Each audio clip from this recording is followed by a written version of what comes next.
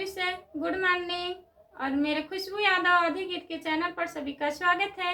मैं आज आप लोगों के बीच में एक सिंदूरदान गीत सुनाने जा रही हूँ। कैसा लगेगा आप लोग कमेंट में जरूर बताइएगा और ढेर सारा प्यारा आशीर्वाद दीजिएगा। इस गाने को भी सपोर्ट करिए।